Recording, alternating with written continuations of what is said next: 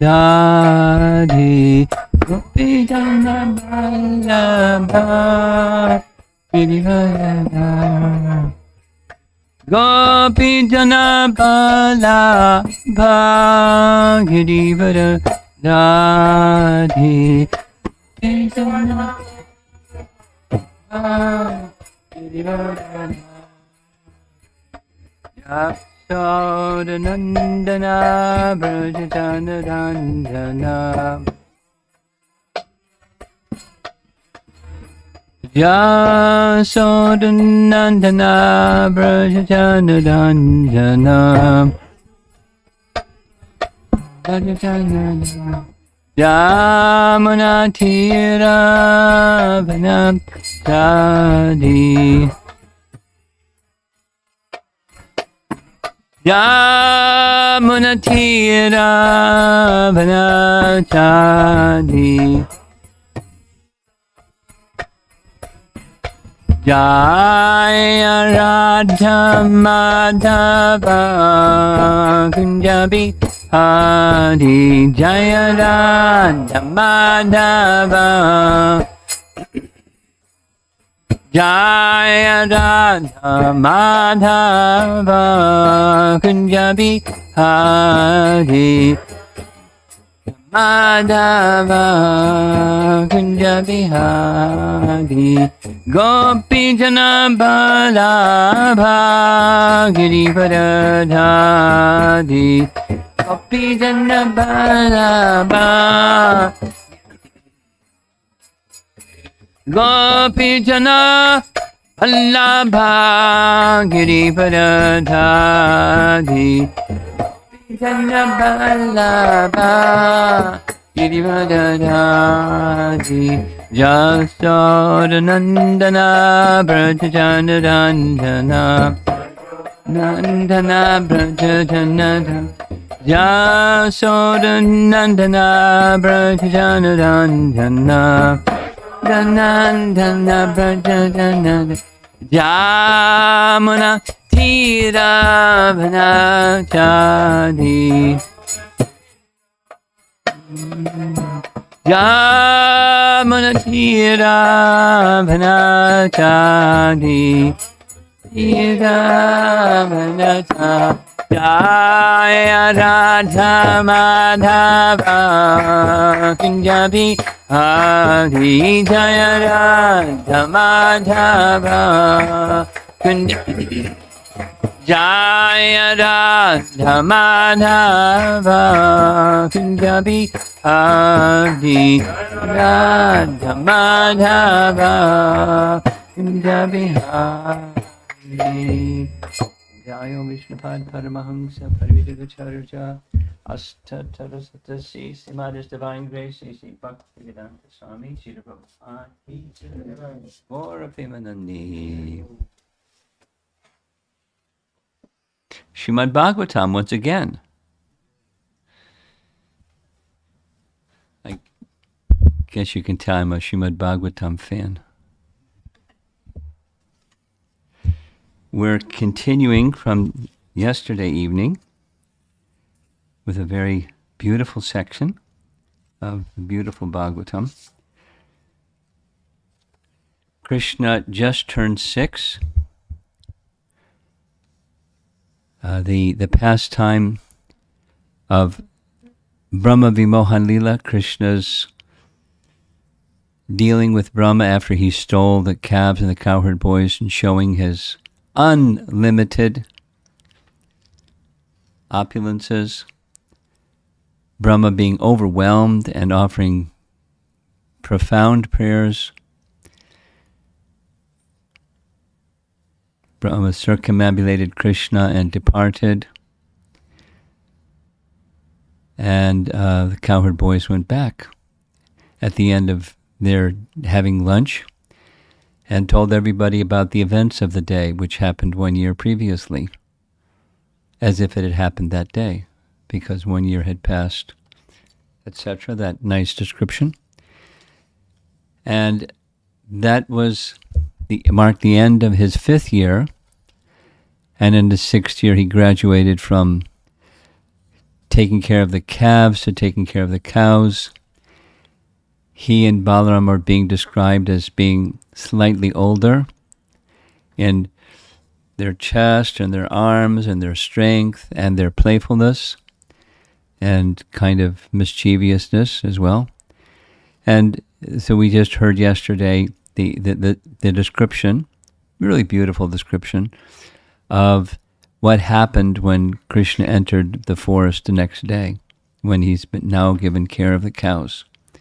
It's a festival. He's playing on his flute to inform all the inhabitants of the forest, the cows, but all the inhabitants of the forest. He's coming, and they're joyful, and the earth is being marked by his feet, and flowers are abundant, and bees are buzzing, and birds are singing, and Krishna's enjoying each of his senses, and he's enjoying the company of the cowherd boys. Text 4, 10:15:4. The primeval Lord saw that the stately trees, with their beautiful reddish buds, and their heavy burden of fruits and flowers, were bending down to touch his feet with the tips of their branches. Thus he smiled gently and addressed his elder brother. Purport. BBT purport. The words Muda Smayan Eva, Muda Smayan Eva, indicate that Lord Krishna was in a joking mood. He knew that the trees were actually bowing down to worship him, but in the following verse, the Lord, speaking in a friendly, light-hearted mood, gives the credit to his brother Balaram. Vishwanath Chakravarti, Thakur. Seeing all the trees bending down with reddish shoots, fruits, and flowers to touch his feet, Krishna smiled.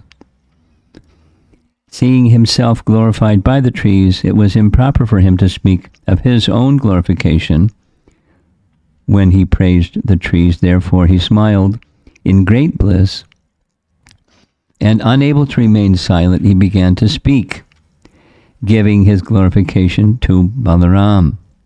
Thus he addresses Balaram as Adi Purusha in verse 6. He appeared to smile, or almost smile, Hasan Eva, in order to hide his intentions from Balaram. Bhagavatamrita says, that's a book by Sanatan Goswami, when the sweetness of Vrindavan and its inhabitants became strong in the mind of Krishna, and he began praising them, through which he himself receives praise, he did so by using Balaram as the object of praise. However, the verses do not actually depict Balaram's glories. Out of Sakya Bhav, Krishna speaks his own glories in a joking way in the name of Balaram. Friendship, loving friendship. Though Krishna is the younger brother of Balaram, in this verse Krishna is addressed as Adipurusha to denote his position as Swayam Bhagavan.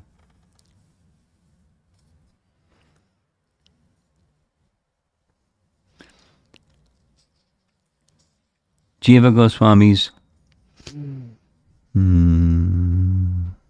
makes further reference to Brihad Bhagavatamrita.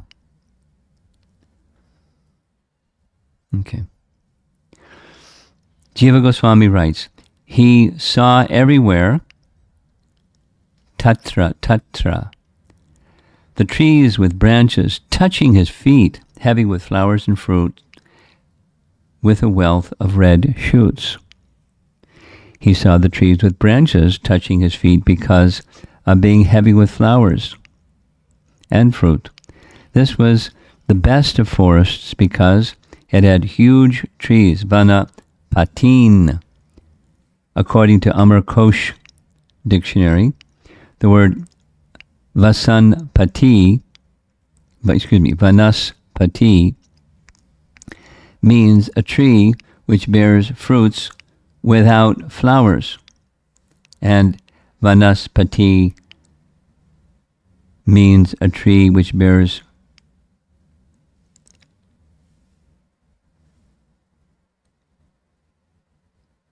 fruits without flowers. That's the same sentence. The word vanaspati does not refer to all the trees. However, the rule of inclusion by similar form, this word can include. Anyway, his smile indicated a joking mood, which indicated in verse 7 through 9, in which his words stimulate his fickle mood. Playing with boys his own age and identifying with them with predominance of balya feelings in his Sakya mood, he puts relationship with his elder brother in a secondary role. This is indicated by the word iva. The two moods as brother or friend will sometimes appear in either of them. Now, it's said about his childhood pastimes. Now he's entered into another age. In his childhood pastimes, the relationship between the two was equal. And as they both get older, it transforms a bit from equal to the elder brother, younger brother role. It's a detail, but they're because Krishna's the best of all enjoyers. There's different moods of enjoyment, and his first expansion is Balaram, and so it undergoes some transformation over time. Equal, then superior, junior, but Krishna really likes his friends.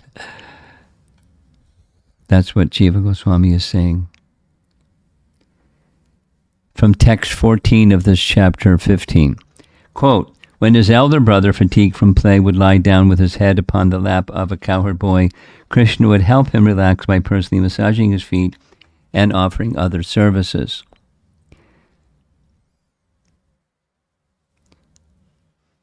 Paragraph. Since Krishna regards him as his elder brother, if there is joking, it is done in the form of praise. Quote, "If that is so, why does Balaram not joke with Krishna, since he is superior?" Unquote. Answer. Krishna is Adi Purusha. He is superior in qualities and is Purusha. Thus, Krishna praises him as if singing with joking verse. Out of a joyful heart, with many enjoyments, he first decided to enjoy this one pastime. Because the Lord produces this joking, it also proves to be true. Sanatana Goswami.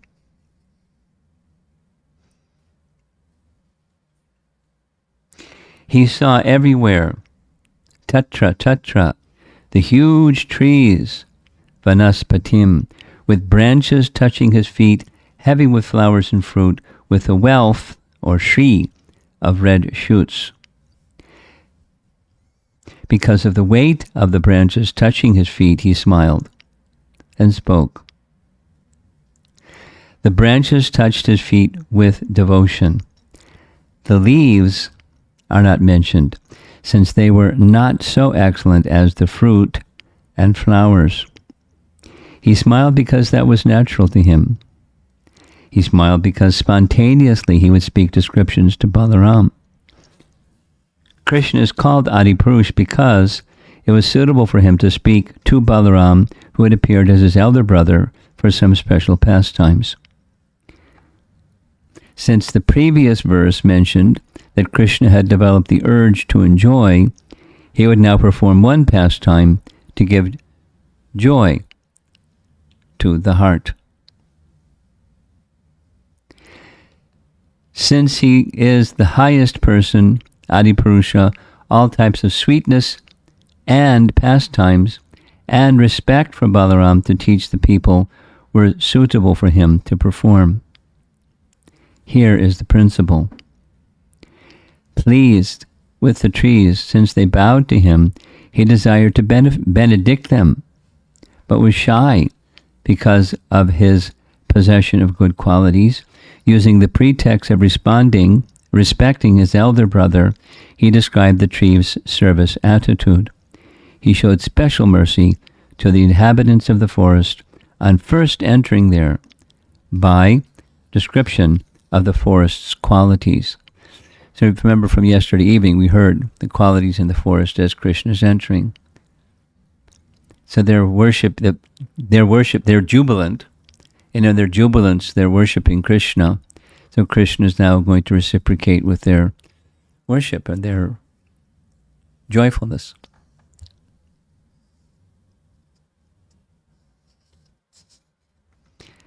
And in Kramasandarbha, Jiva Goswami writes, Krishna's smile indicated his joking mood, as in verse 7 with, quote, these doe are pleasing you with affectionate glances just as the gopis do, unquote. He promoted fickle playing, as in verse 9. There's a series of verses that are coming up that are just appreciating with the forest. He was absorbed in playing at all times with his friends out of a portion of Sakyabhav. His joking in the form of praise was suitable to his being Bhagavan. The next verse, that was 4. Here's 5. The Supreme Personality of Godhead said,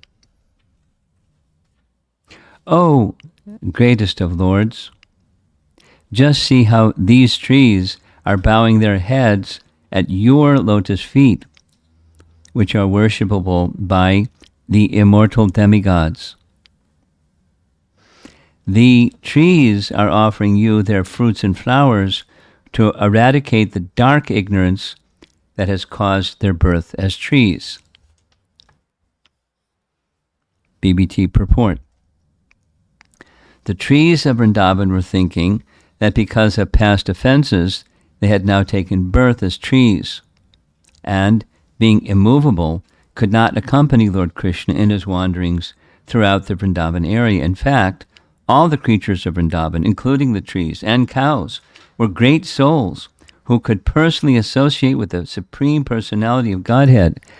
But because of ecstatic sentiments of separation, the trees considered themselves in ignorance and thus tried to purify themselves by bowing down at the lotus feet of Krishna and Balaram. Lord Krishna, understanding their mentality, simultaneously glanced at them with affection and praised their devotional service before his older brother Balaram. Nice. And so now our Acharya's commentaries.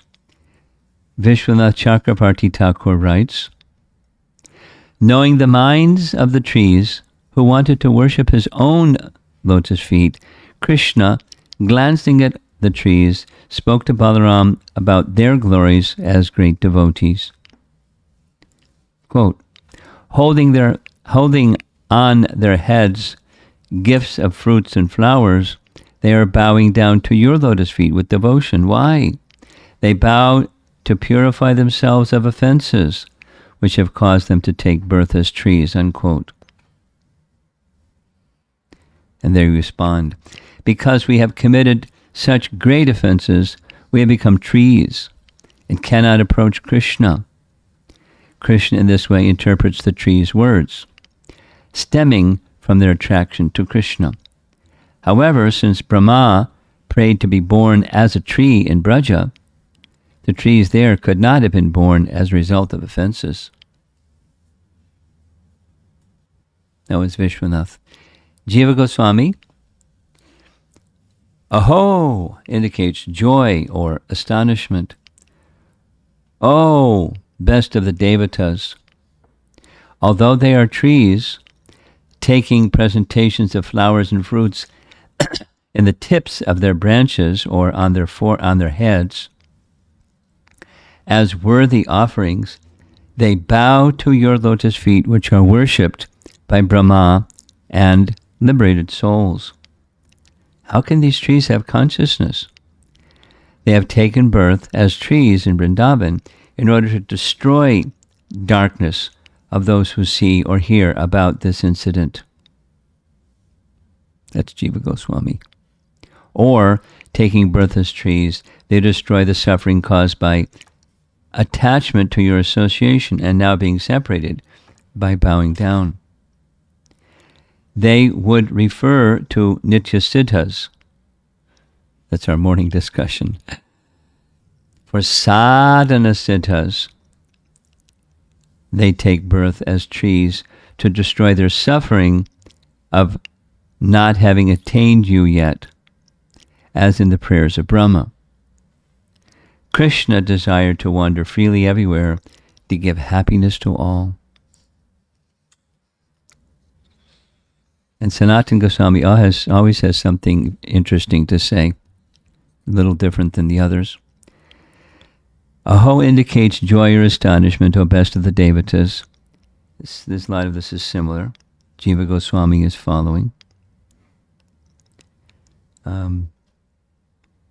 By using the word samanaha, or good-natured, it is suggested that the plants have feelings of love.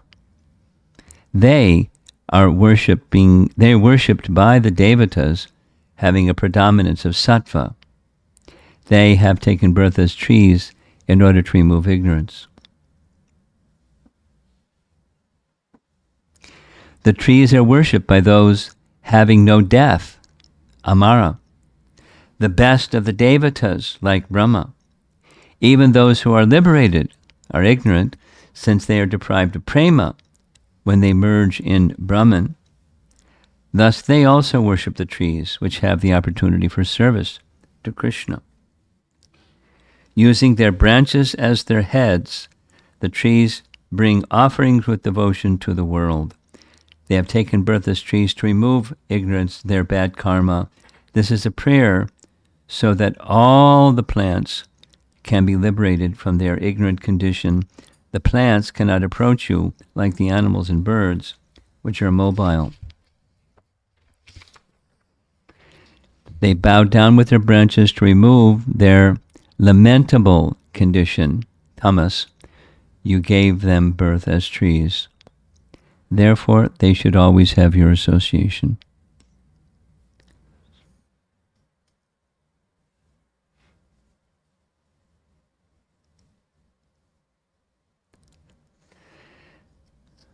Now I have things ending at that point, but I think we should go on a little bit further.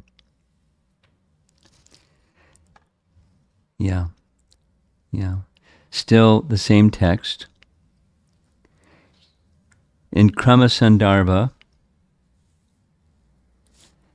Jiva Goswami writes, the extraordinary nature of the Lord's abode in this world during his manifest pastimes is also described in the following verse spoken by Lord Krishna to Baladev. That's this one. My dear brother, you are superior to all of us, and your lotus feet are worshipped by the demigods. Just see how these trees, their branches full of fruits and samana flowers, have bent down to worship your lotus feet. It appears they are trying to get out of the darkness of being obliged to accept the form of trees. It further appears they have accepted the form of trees in order to offer everything to you, so that those who see them or hear of their exemplary devotional service may become purified of the darkness of material life. And there's another section here. Jiva Goswami in Priti Sandarbha.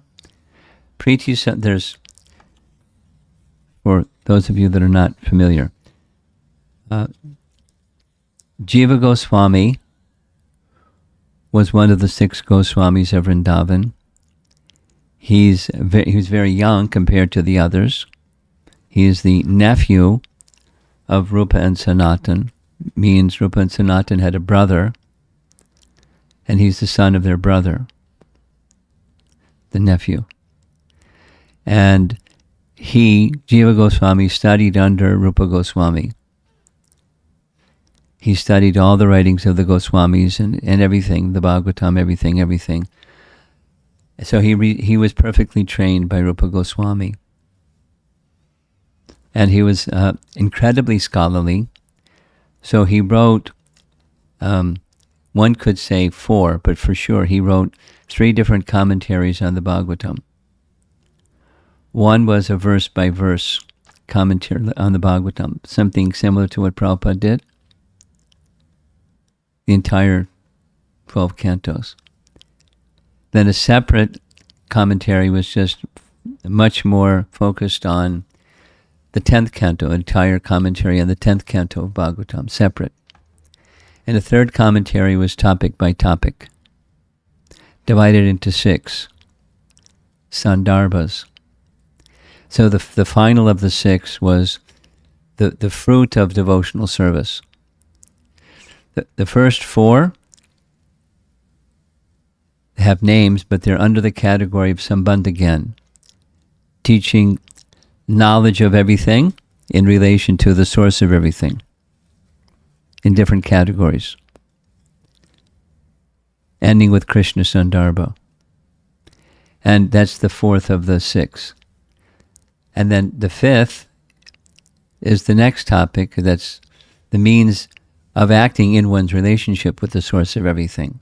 That's devotional service. So Bhakti Sandarbha. That's Sandarbha number 5. And Sandarbha number 6 of the 6 is Priti Sandarbha. The fruit of acting in that relationship in loving service is, we normally say, in ISKCON we're accustomed to saying prema, and Jiva Goswami liked the word priti. He calls it Priti Sandarbha. So this is a reference in Priti Sandarbha to this evening's verse.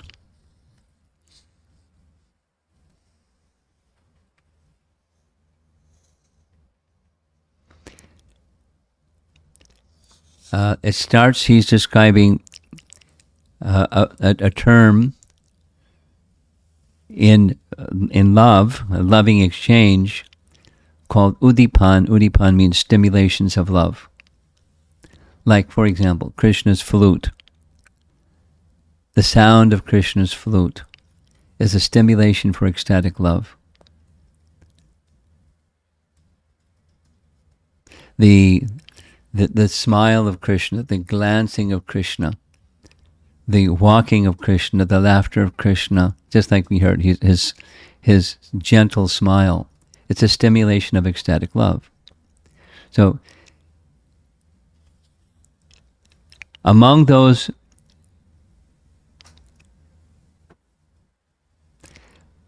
Udipan has been described in this Priti Sandarbha in general.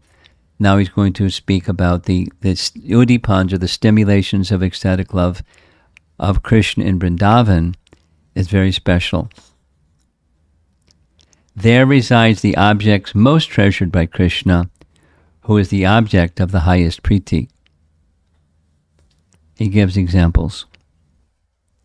Oh, King Parikshit, when Rama and Krishna saw Vrindavan, Govardhan, and the banks of the river Jamuna, they both enjoyed great pleasure.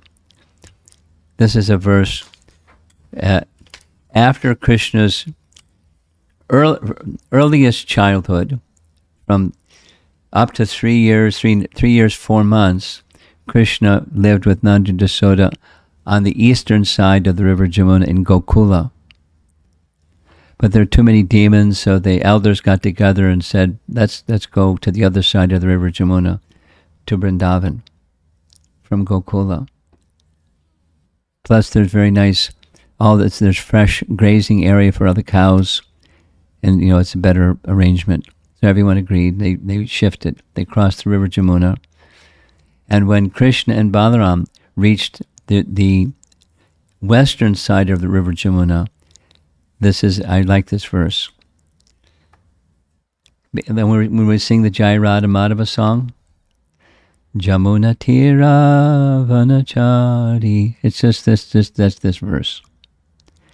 It doesn't say Govardhan Hill in that particular stanza, but it speaks a bit earlier, Giri Vadadari. So when Krishna went to Vrindavan, he was really, really happy, Krishna and Balaram, because there were these three things: the forest of Vrindavan, the banks of the river Jamuna, and Govardhan Hill. So they're especially stimulated Krishna. That's the point. Krishna himself praises the place. That's this verse for this evening. Oh, greatest of lords, just see how these trees are bowing their heads at your lotus feet, which are worshipable by the devatas, by offering you their fruits and flowers, having taken birth as trees to eradicate the dark ignorance of others by their actions. So Krishna praises Vrindavan, then the great devotees praise Vrindavan. This is Brahma in his prayers to Krishna of the previous chapter 14. My greatest possible good fortune would be to take birth of any kind, whatever, in this forest of Gokula, and have my head bathed by the dust falling from the lotus feet of any of its residents. Their entire life and soul is the Lord Mukunda, the dust of whose lotus feet is sought even today by the Upanishads.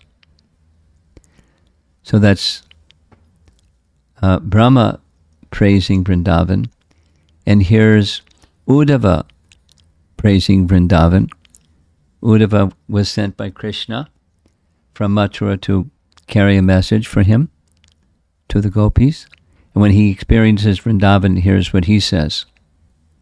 The gopis of Vrindavan have given up the association of their husbands, sons, and other family members who are very difficult to give up, and they have forsaken their relatives and the path of Dharma to obtain the lotus feet of Mukunda Krishna, which even the Vedas pursue.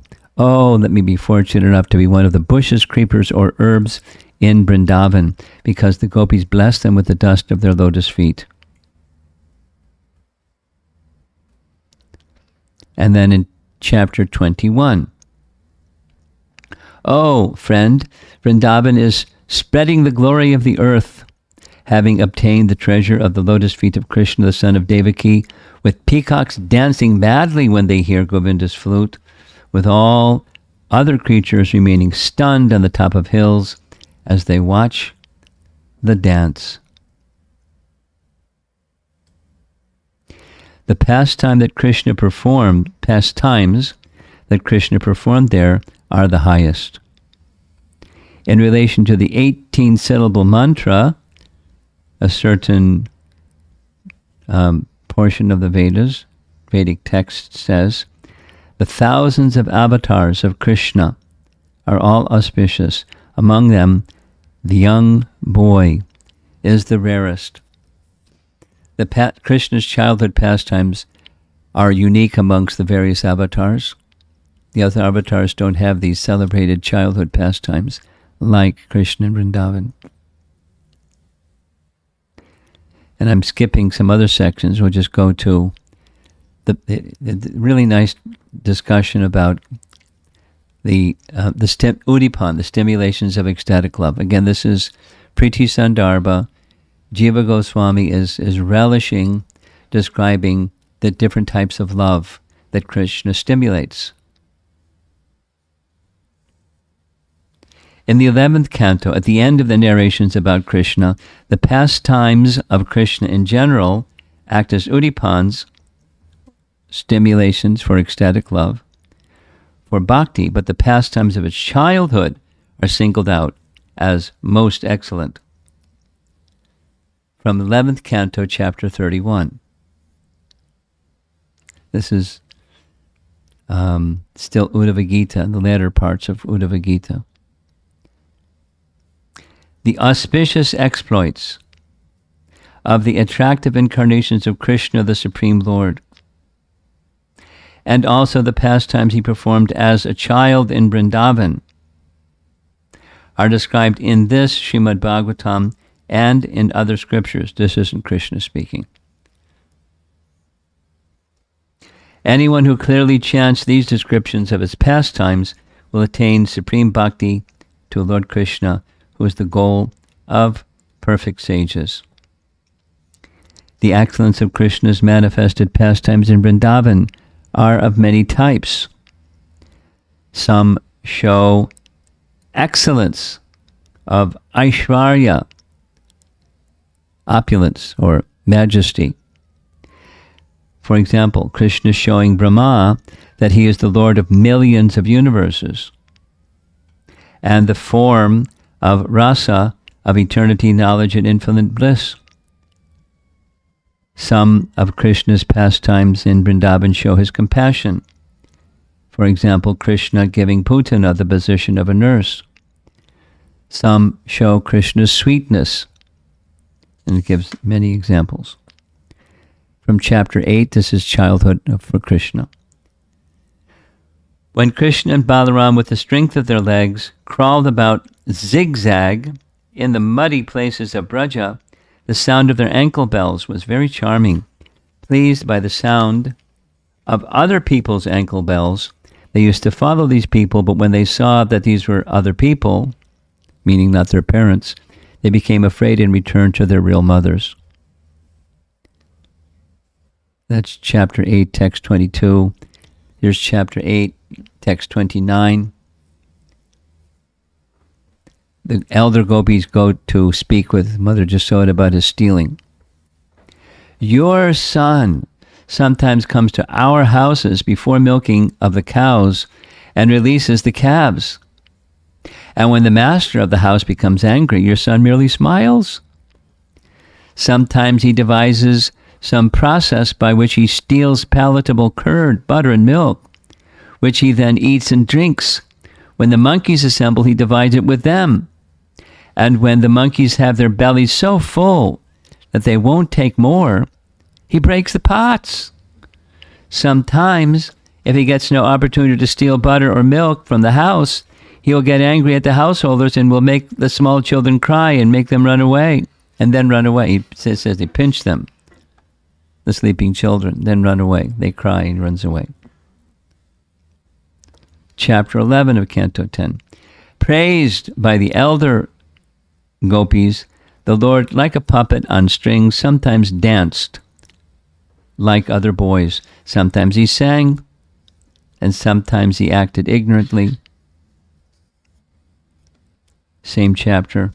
Sometimes Krishna and Balaram would play on their flutes. Sometimes they would throw bilva fruits using slings. Sometimes they danced, making their ankle bells tinkle. Chapter 12. O king, one day Krishna decided to take his breakfast as a picnic in the forest.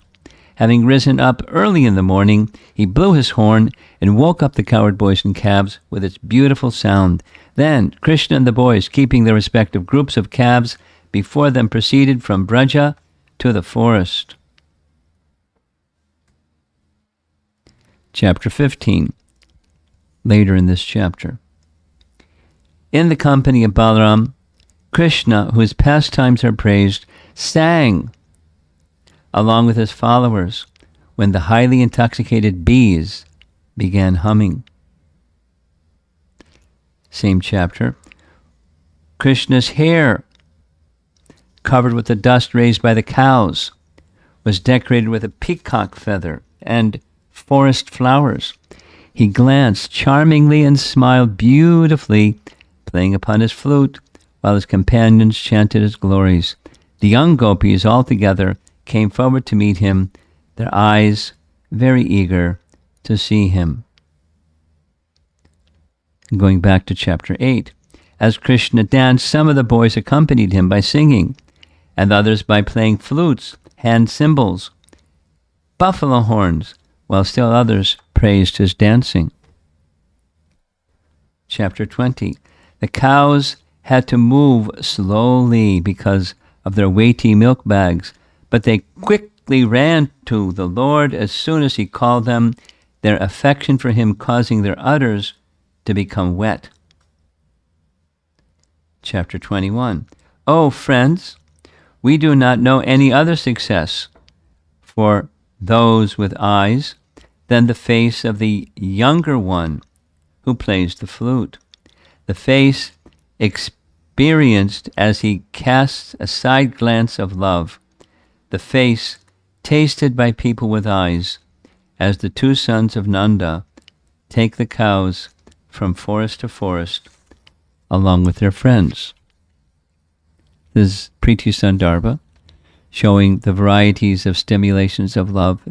This is emphasis on sweetness. His complexion, this is chapter 23. His complexion was dark blue. These are hearing these are meant by the speaker, Sukadev, to stimulate ecstatic love for Krishna. So I hope that's happening. His complexion was dark blue, and his belt was golden. Wearing a peacock feather, colored minerals, sprigs of flower buds, and a garland of forest flowers and leaves, he was dressed just like a dramatic dancer. He rested his left hand upon the shoulder of a friend, and with the other twirled a lotus. Lilies graced his ears, his hair hung down over his cheeks, and his lotus-like face was smiling. Very beautiful. Chapter 29. This is the beginning of the Rasa Lila section. Krishna, the Supreme Lord, upon seeing those autumn nights scented with blossoming jasmine flowers, taking shelter of his Yogamaya, decided to fulfill the desires of the gopis.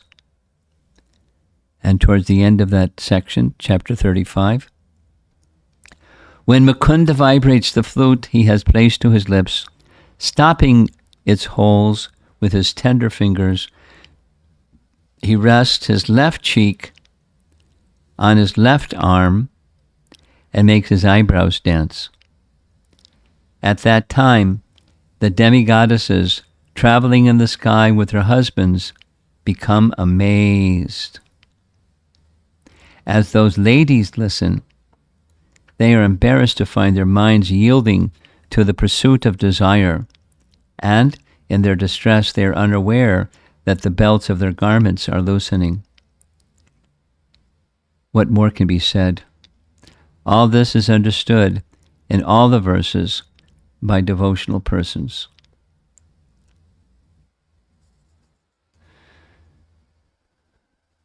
So that's just a sample. I extracted sections from a much larger section of this Priti Sandarbha. Will continue tomorrow. So all of these references, they're within the Bhagavatam itself, and the Bhagavatam itself is teaching these different principles. Like I said, Bhagavad Sandarbha is a commentary on the Bhagavatam. So it's teaching the first is Tattva Sandarbha, Paramatma Sandarbha, Bhagavat Sandarbha, and Krishna Sandarbha. And all of those truths are from the Bhagavatam. So there's different categories of truths about Krishna that the Bhagavatam reveals, and this Priti Sandarbha is one of those truths about Krishna, that he stimulates love. And hearing about Krishna, the pastimes are to stimulate two things. He's enjoying, and he's bringing enjoyment to others, and he enjoys bringing enjoyment to others. He's enjoying, so like entering into the forest and seeing the trees, just for example. He's appreciating, and he's stimulating their love by his appreciating. And many other things. He's teaching, they're teaching how, no matter what your condition is, you can overcome your condition by the mood of loving service to Krishna. And Krishna is very pleased, and Krishna will reciprocate and stimulate the love of those who serve him in that way. So there, the trees are teaching, the trees are enjoying, Krishna is enjoying their service, Krishna is stimulating their love, and all these things are part of what the Bhagavatam is narrating. Now, one can just read it as a story, which is fine. At the same time, embedded within the story are stimulations of ecstatic love. And those who become elevated in bhakti to the stage of prema bhakti, then they can experience those kinds of happiness that are described just by hearing the narrations. So, in other words, saying the same thing in other words, Krishna is not going to appear again until the next day of Brahma. And so we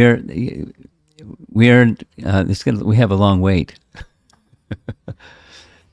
to experience Krishna's pastimes, at least on this earth planet.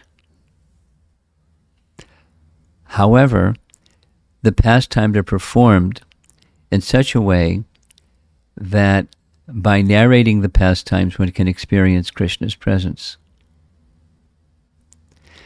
Then that's a fact. It's the beauty of the Bhagavatam, and it's literally a fact. There's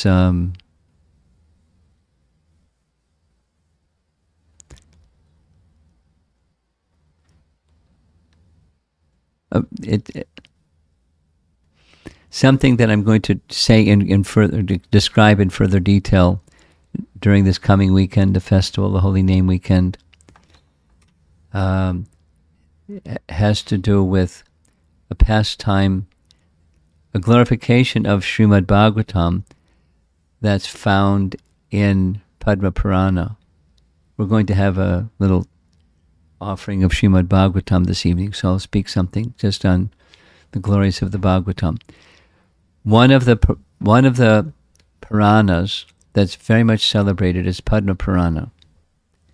And there's a whole section in Padma Purana called Bhagavat Mahatmya. There's a certain section of the Padma Purana. So in that Bhagavat Mahatmya section of Padma Purana, the following description is there. After Krishna departed, well, before Krishna departed, he gave an instruction to his chariot driver. Chariot driver's name was Dhenuka. And he told Dhenuka, go back immediately. I'm going to depart. Go back immediately to Dwarka and inform the residents of Dwarka that the city of Dwarka is going to submerge in the ocean in 7 days. So they should vacate Dwarka. The pastimes are over. So Dhenuka went back and informed them, you have to leave. So his 16,000 queens were in Dwarka. But so was Arjuna in Dwarka. So Arjuna was entrusted with the service of escorting the queens all the way back from Dwarka to Hastinapur for protection. You with me? It's in the first canto, the description. Arjuna says to Yudhisthira, I was able to defeat everybody in the Kurukshetra battle, but I couldn't even protect the queens going from Dwarka back to Hastinapur from some band of cowherd boys. That mightiness that was invested in me by Krishna was taken away. My mightiness is Krishna's mightiness. So when they reached Hastinapur,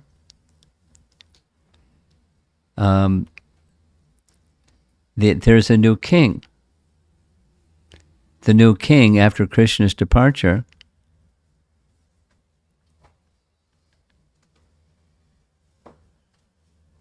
The new king after Krishna's departure was who? Who was the king after Yudhishthira?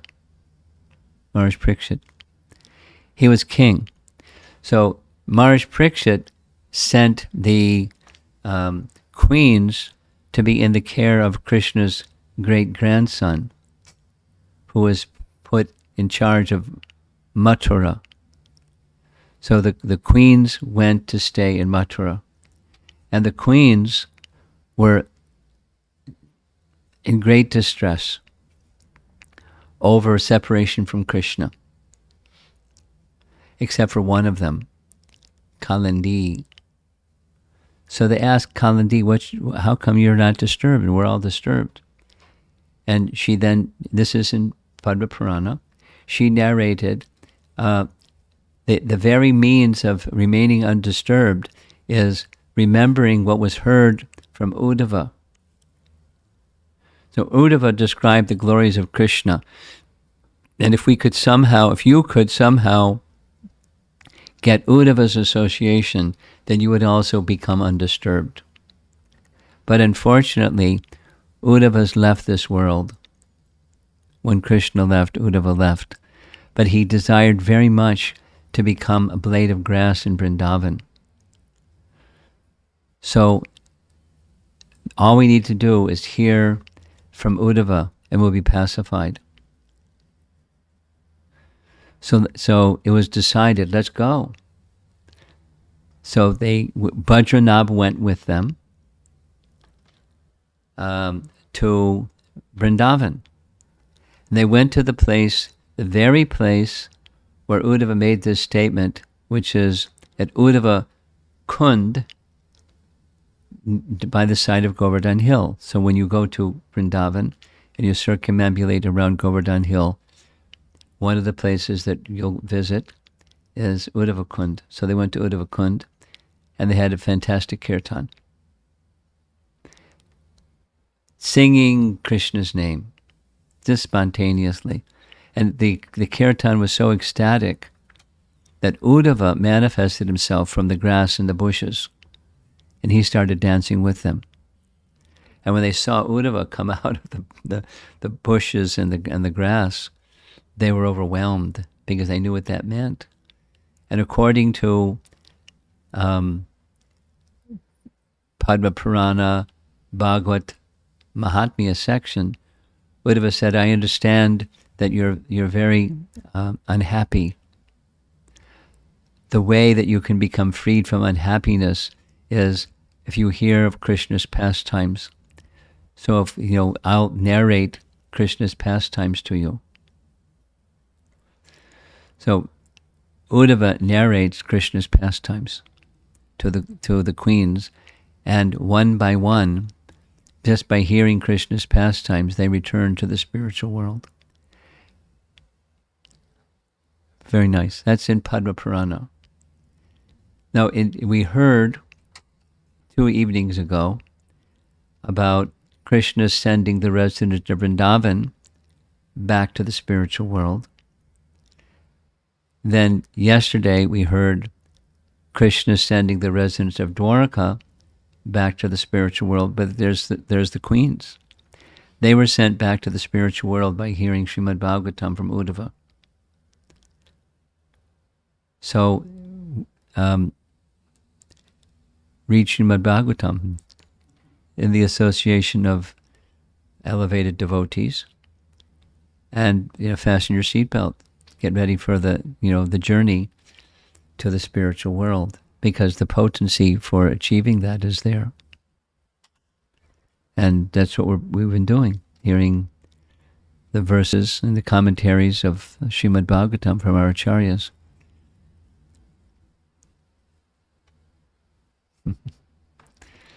Let's see if there's some discussion. 7:30.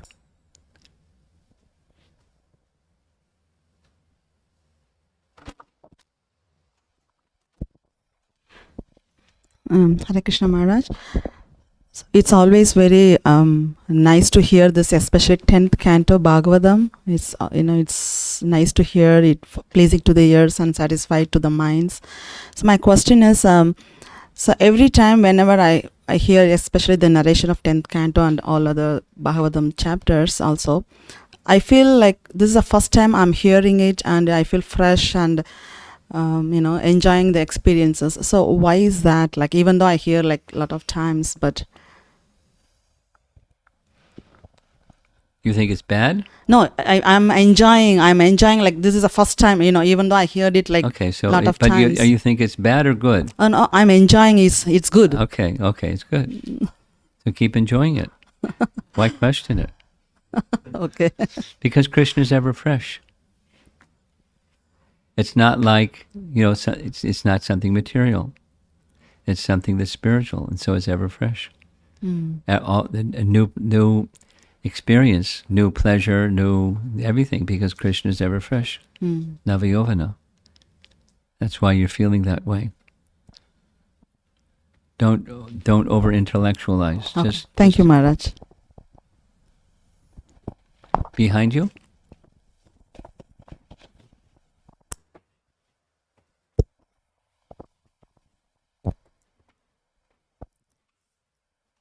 Hare Krishna Guru Maharaj. When Krishna is in his own abode, Goloka Vrindavan, so he is in childhood form or youth form? 16. Okay. So like when he comes to material world, so he is exhibiting different pastimes. That's so in correct. spiritual world also he is exhibiting From similar. 16. Okay. So pastimes are going there also.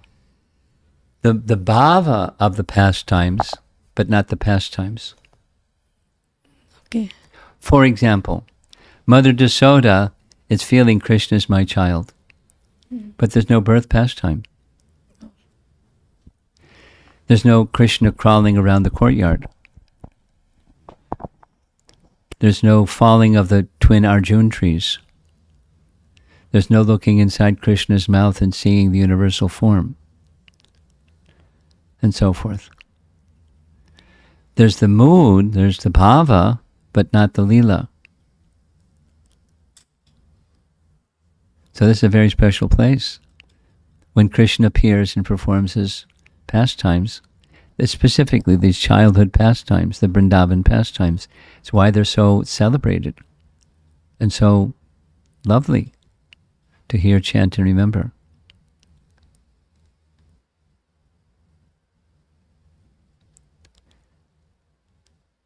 Anything else?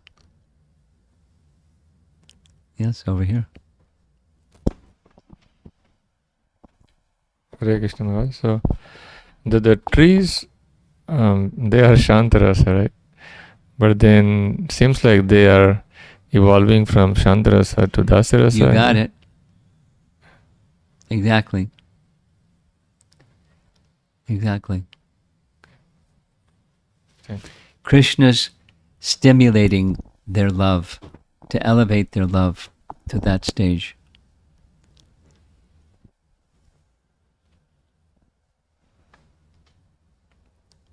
Online?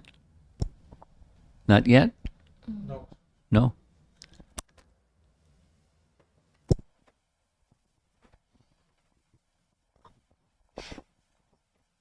Hare Krishna Guru Maharaj. So, Krishna appears in this material world once in a day of Brahma. That is what we discussed and know.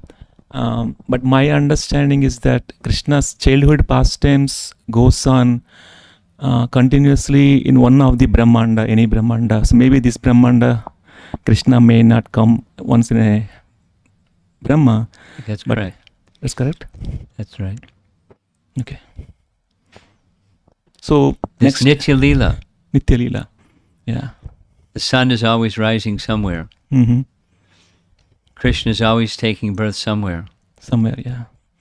His pastimes are in fact eternal. Yeah. And even our next life may not be in the same Brahmanda. It may go to different Brahmanda also. So we may experience. I don't know. Whatever Krishna wants, that's what we want. Thank you.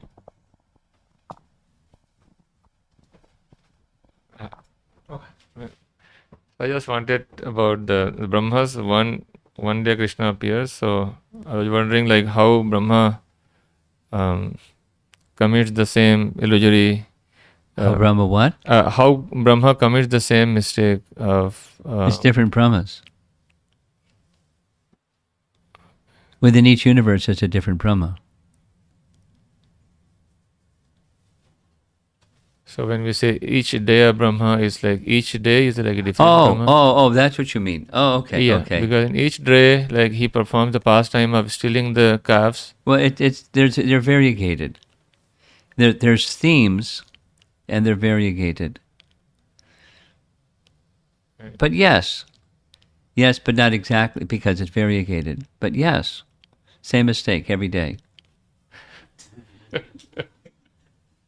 With some variety.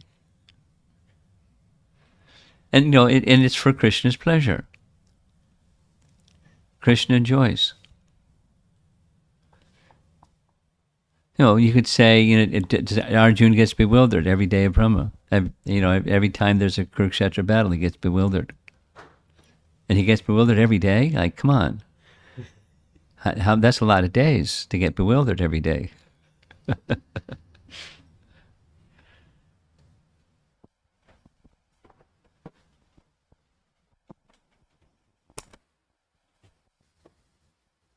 A big difference between Arjuna's bewilderment and Brahma's.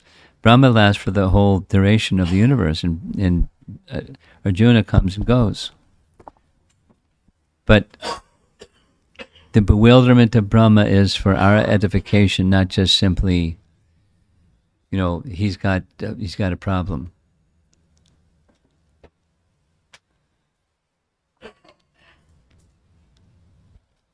There's an online question by Sachi Sutta Prabhu. He's saying, why is Srimad Bhagavatam reading recommended to be read with devotees? Why is Bhagavatam being recommended to?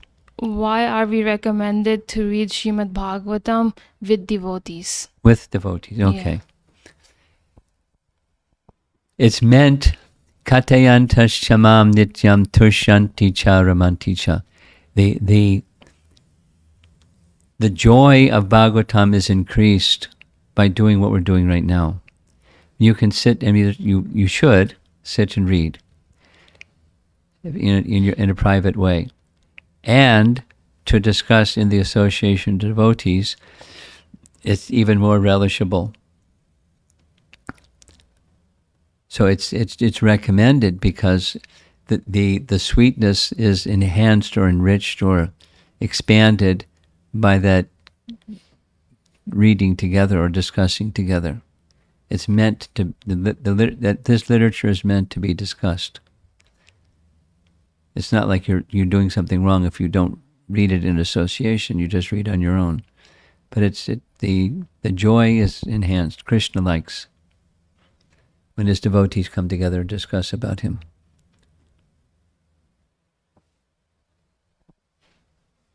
I think there's another question by Sanjari Mataji. So, when you were speaking on the trees, why were the leaves considered lesser than the branches? Also, before you go on to the also, let me do that one. Okay. Because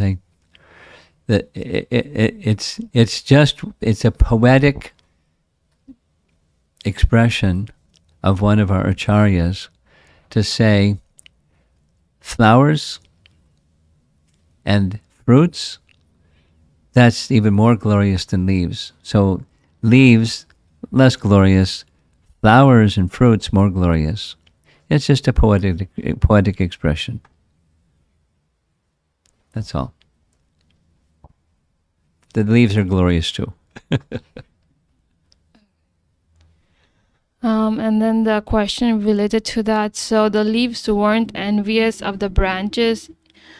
So how do we understand? How do we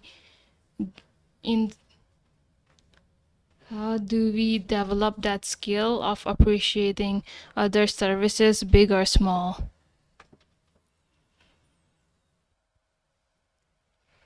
Well, how do we develop? We can follow Krishna's example because he's here he is, he's picking trees. Now, who goes, I mean, there are some people that really appreciate trees. On my phone, I have a little YouTube site that for maybe 15, 20 minutes each morning, I listen to Prabhupada chanting japa and chant with Prabhupada chanting japa. So every morning I just like hit the button and we go to hearing Prabhupada chanting. So just this morning, there was another site, I didn't go there, a site saying, trees are our friends. So some people glorify trees, but we normally don't hear people glorifying trees. We glorify many things. I mean, anyway, the trees here, the first thing that Krishna is honoring, because there's so many, well here, he's honoring the deer and the this and the that, but he starts with the trees. It's not like because they're lower, he starts lower and then he goes up to the higher. He's just, they're abundant and they're devotional. As pointed out, even Brahma is saying, may I take birth as a tree, bush, or creeper, because they're glorious. I'll get purified if that were to happen. From his position of the topmost being. So, how can we, her question is, how can we appreciate, because here we have these exalted devotees, Brahma, the head of our sampradaya, saying higher than me is taking birth as a tree or bush or creeper in Vrindavan. They're more exalted than the head of our sampradaya. Supposing you were to have an opportunity to see or meet or, have the encounter with Lord Brahma, shoo-wee.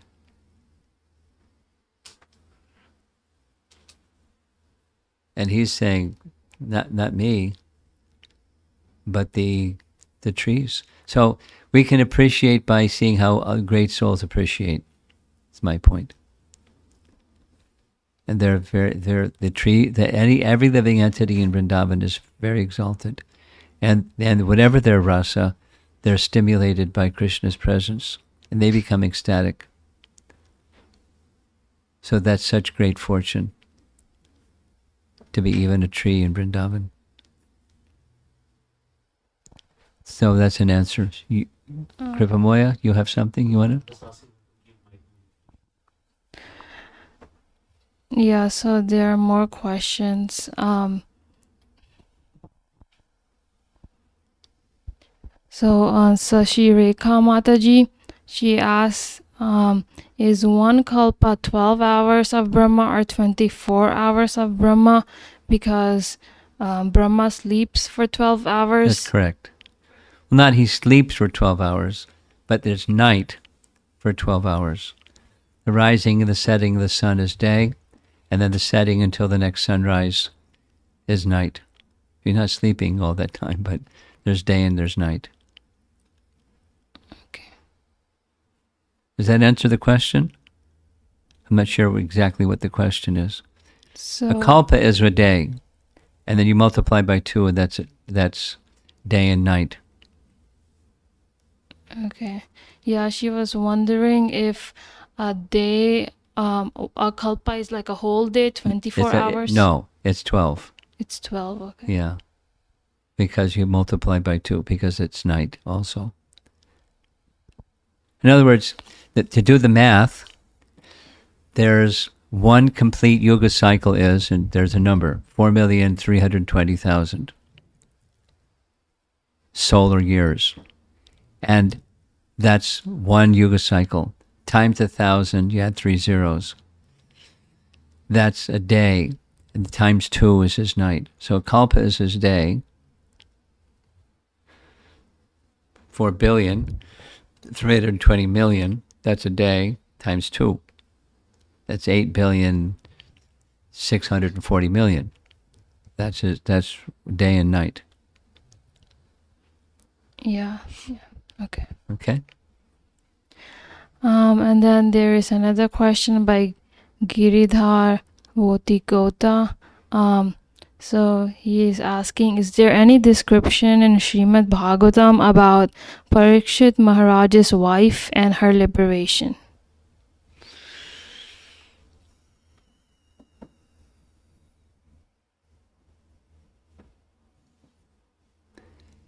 Nothing comes to mind. There may very well be something, but I don't even recall her name, what to speak of something further about her.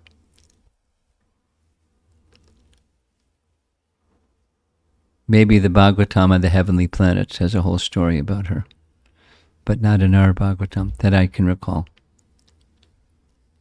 And that's it? Yeah, those are all the online questions. I had a question. Okay, cool. It's not really related to today's class. That's but- okay.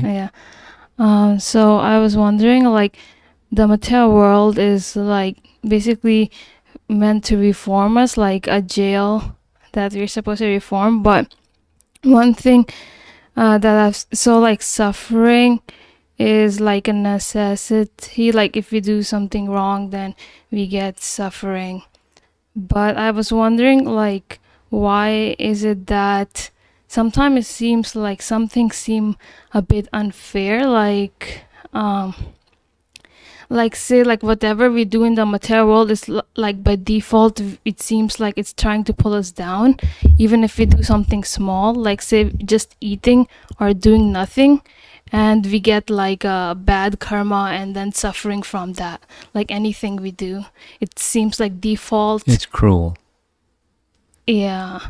And then the other thing is like if we do like a small thing, like say I was reading the description of like hell and all, and one of them is like if you even see like someone like a guest comes and you don't want them there, or you like glare at them or something, then in hell there's a place where like these birds will pluck out your eyes or something like that. So so I mean, I was reading that, so some of those stuff like seemed like not the equal amount of suffering you're getting. And then the other thing is, if it's meant for us to learn, then why don't we like remember why we are getting the suffering, you know, like if so that we won't do it again. Okay, you just threw a few things at once. Yeah. The non-commensurate punishment for something that seems to be more modest violation. And then another is not remembering.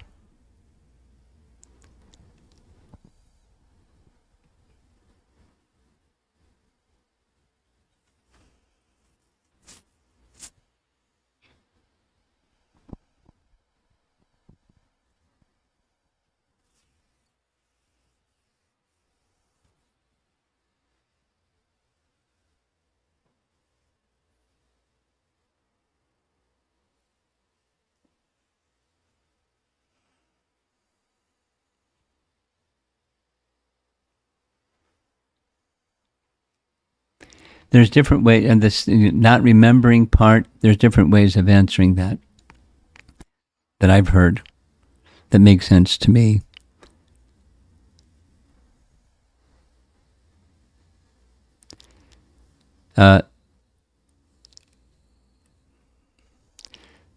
Here's one answer. Supposing you remember, supposing you had, this connects, this wrong connects with this suffering, that wrong connects with that suffering, and the other wrong connects with the other suffering, and you know where the thread emanates from, and therefore you won't do it again. The tendency to do things wrong aren't taken away. The tendency is not taken away by knowing this is the particular suffering due to this particular wrong, so I won't do it again. It's not how it works. That is to say, ignorance is the cause.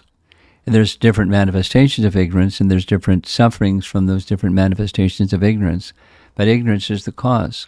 So when one who's in ignorance, knowing this particular ignorance is the cause of this particular suffering, one doesn't stop it.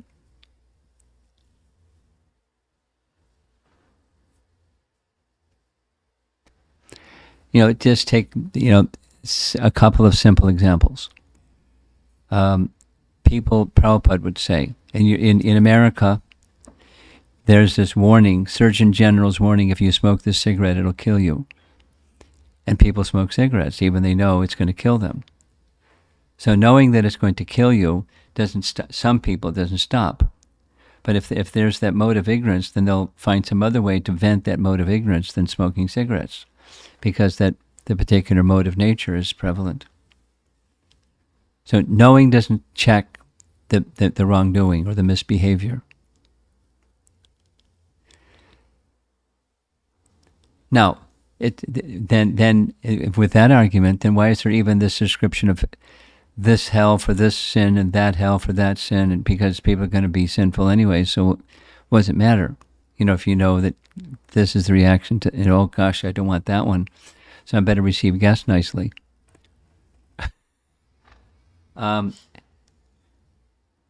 It's more, a reply to that is, it's not the only one, but the a reply to that is, we universally we don't like suffering, we like to be happy.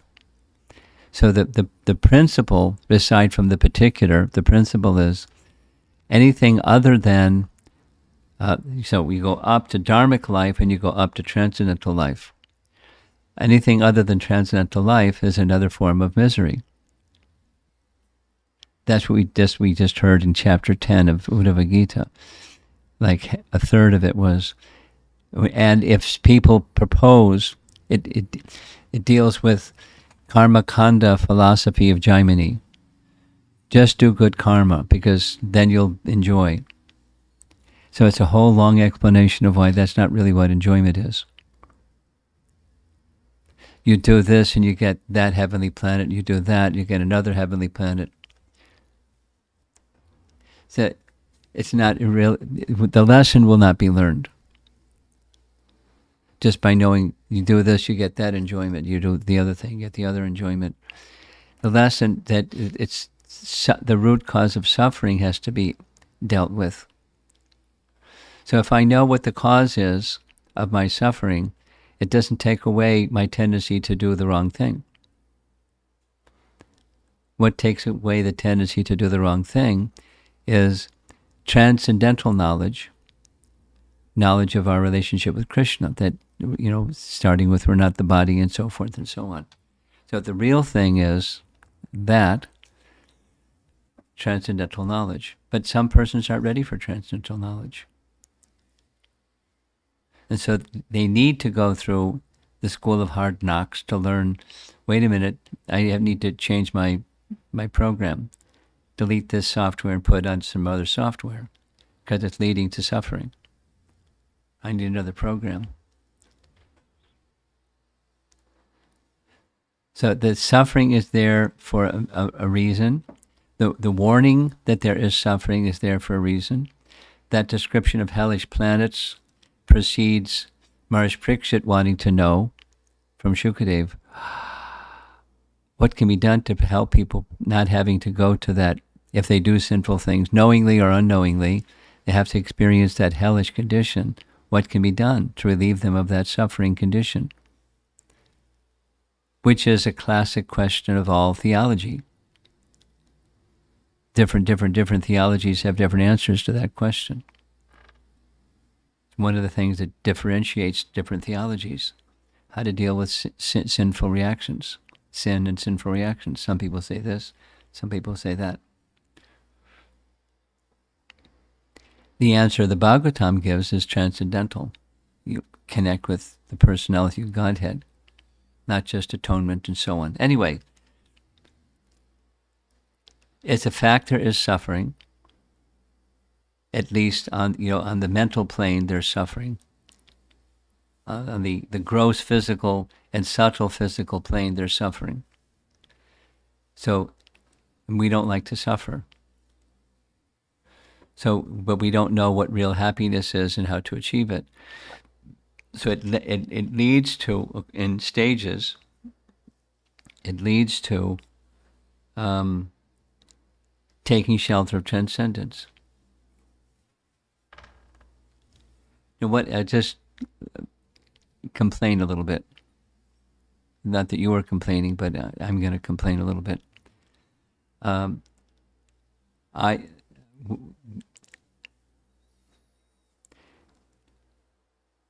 One of the things that really disturbed me growing up is what's called in the Bible Belt area is Bible thumping. If you don't accept Jesus, you're going to burn. And screaming into a microphone at audiences that crowd around the guy who's up on a little podium and screaming at people. Fire and brimstone is called. You're going to burn in hell. You accept Jesus. So that's not very inviting. Doesn't mean that there isn't a hell, but the motivator. But some people are in the mode of ignorance, and that they don't want to burn in hell. And so it's true there is such a place. Now, that doesn't specifically address your question. Let's go back to your question. Sorry, I got distracted by one of my pet peeves. Commensurate. Well, what it says by there is such a hell is, although in our modern culture it's not a big deal, in Vedic culture it's a big deal. Receiving guests. In Vedic culture it's a big deal. In modern culture it's not. And people do all kinds of things in modern culture that have nothing to do with Vedic culture. It invites the next and the next and the next. Like, cruelty to animals or cruelty to nature. It's a doorway that beyond that doorway there's other doorways that just open.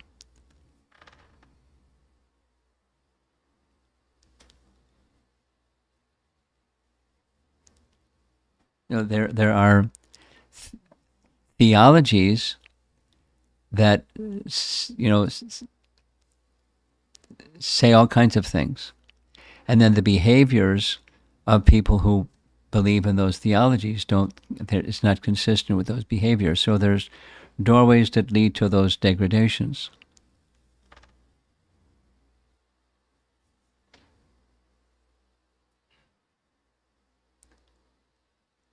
I mean,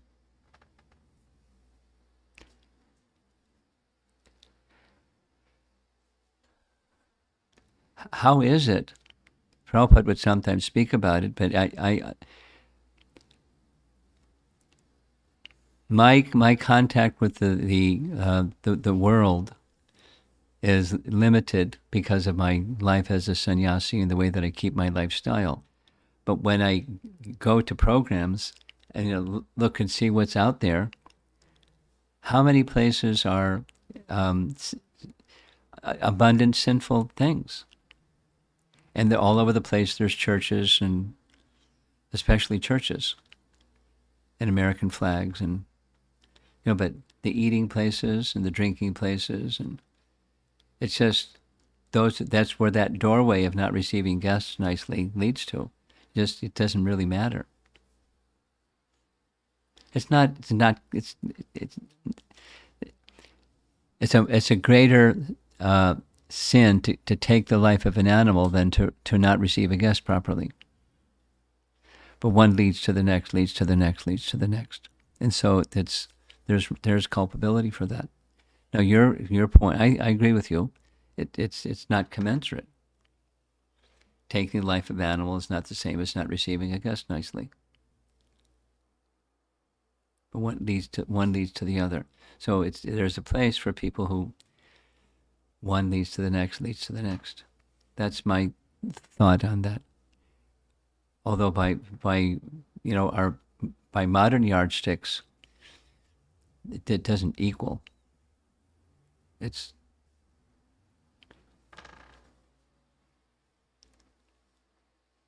not a long description of the hellish planets. I mean, there's a chapter, and it ends saying there's not only these, whatever it is, 78, but there's thousands and millions.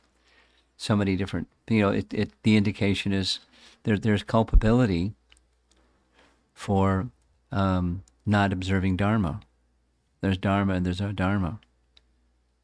And taking part in Adharma has its culpability.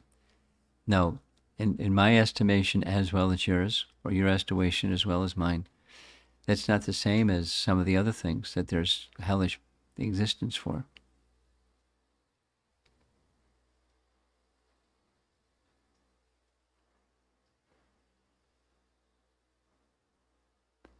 Look at this. We have a hand up.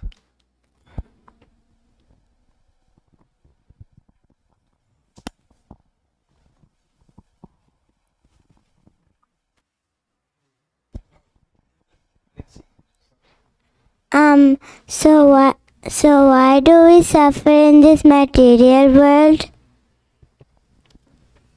I didn't get it. Why do we suffer in this material world? That's your question? Yeah. We don't like to suffer. So why do we suffer? That's your question. The simple answer is, maybe too simple, but we forgot Krishna. That's the answer. Do you mean to say, if you just remember Krishna, you won't suffer? Well, we've had it the answer to that one is, we've for a long time, lifetime after lifetime after lifetime, we were forgetting Krishna and doing activities in ignorance of Krishna, and activities of ignorance bring suffering. So we're going to have to pay the price for our ignorance, and at least in this lifetime endure the temporary comings and goings of happiness and distress. But it's come because of forgetfulness of Krishna. Our whole material existence is precipitated or caused by forgetfulness of Krishna. The cure is remembrance of Krishna. So that's why, your mother is very keen to have you wear a shirt that's got Krishna's picture on it, and, have a Bhagavatam in your home and hear stories about Krishna. Do you hear stories about Krishna in the evening? Yes. So that's to help you get free from suffering. Because when you remember Krishna, you'll become free from suffering. Permanently, like never again, never again, never again. Never again having a material body, because the material body means there's going to be suffering. It's a permanent solution to suffering, remembering Krishna. And we have suffering because we forgot Krishna. Too simple, right? Yes. Just make sure you take Krishna prasadam and not other things. And hear nice Krishna stories. Okay?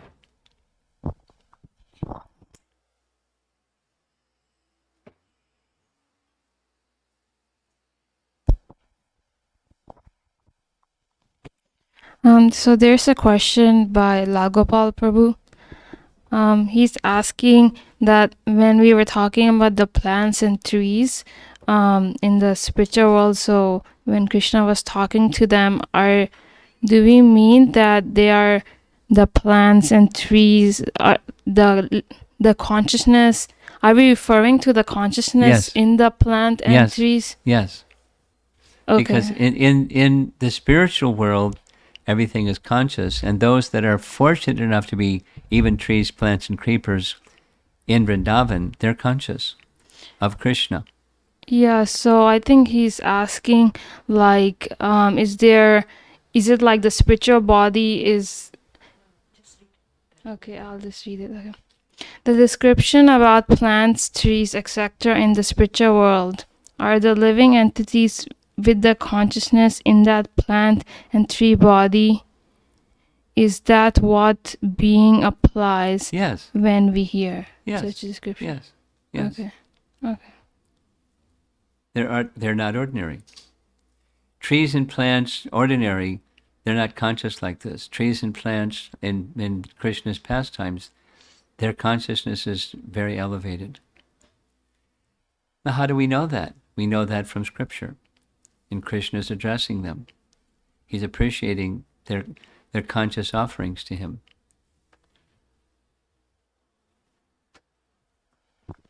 It's different. Okay? Thank you very much, Prabhupada ki jai. So I understand there's going to be a Bhagavatam set. What's planned? Who knows what's planned? Huh? Gopal Prabhu is not here. Oh. So, Maharaj, just want to introduce you. This is Kushant, medical student, third year, studying in Washu, and his brother. Your brothers. Yeah, he's my younger brother. Younger brother. Okay.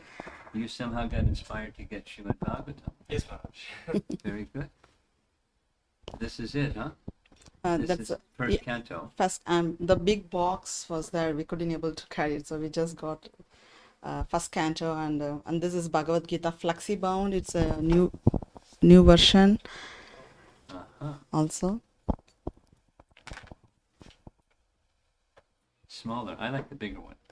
Yeah, But this for the to go kind of thing. Pocket. Pocket for the trap. need a big box.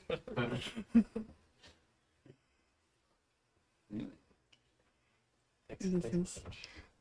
and for your brother too, right? Yes. Oh, thanks. But you got to open the wrapper. And then Bhagavatam. Canto 1. But you'll get the other parts too, right? Yeah. Everything is there. Everything is there. Yeah. But it's heavy. Hare Krishna.